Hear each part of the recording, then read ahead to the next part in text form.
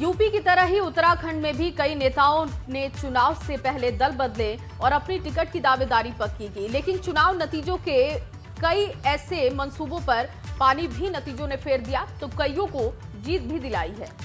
अब जब चुनाव खत्म हो चुके हैं और नतीजे भी सबके सामने हैं, तो हम कुछ ऐसे ही नेताओं के बारे में आपको बताने जा रहे हैं जिन्हें दल बदलने से नुकसान हुआ, तो कुछ ऐसे भी हैं जिनको फायदा भी हुआ है।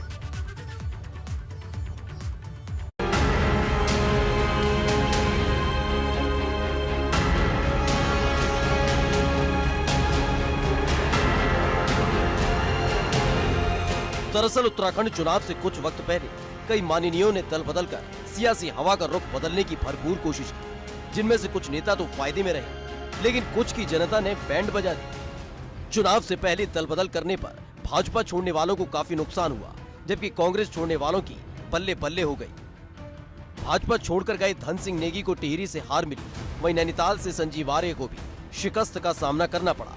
हालांकि भाजपा छोड़ने वाले सिर्फ यशपाल आर्य ही बाजपुर से जीतकर अपनी सीट बचा पाए।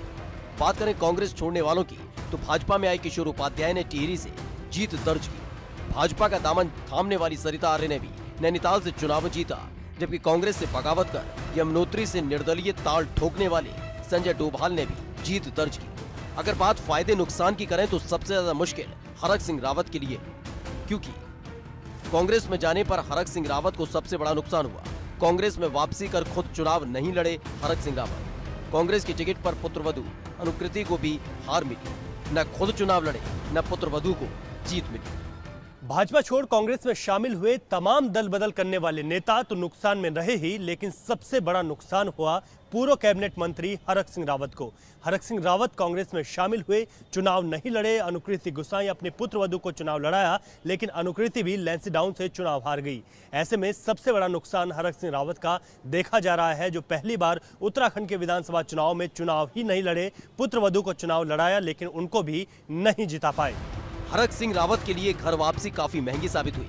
हर सरकार में अपनी धाक रखने वाले हरक सिंह रावत इस बार सरकार से दूर नजर आएंगे। कहीं न कहीं अफसोस तो उनको भी होगा जो भाजपा छोड़कर कांग्रेस की नाव पर सवार हो गए थे। 2022 के विधानसभा चुनाव में इस बार भी खूब दल बदल हुआ, लेकिन खास बात यह रही कि भाजपा से कांग्रेस में गए दल बदलू नुकसान में रहे और कांग्रेस से भाजपा में आए फायदे में। टिहरी से किशोर उपाध्याय जीत गए, इसके साथ ही सरिता आर्य नैनीताल सीट पर जीत गई और कांग्रेस से टिकट न मिलने से नाराज निर्दलीय लड़े संजय डोभाल भी जीत हासिल करने में कामयाब हुए, जबकि भाजपा से कांग्रेस में गए सिर्फ यशपाल आर्य ही अपनी सीट बचा पाए और इसके साथ ही संजीव आर्य भी नैनीताल सीट पर हार गए। कुल मिलाकर भाजपा ने 47 सीटें दर्ज की और अब सरकार बनाने जा रही है। ऐसे में भाजपा से कांग्रेस में गए दल बदलू नुकसान में रहे। अपने सहयोगी निशांत चौहान के साथ रवि कैंथुरा, एबीपी गंगा, देहरादून।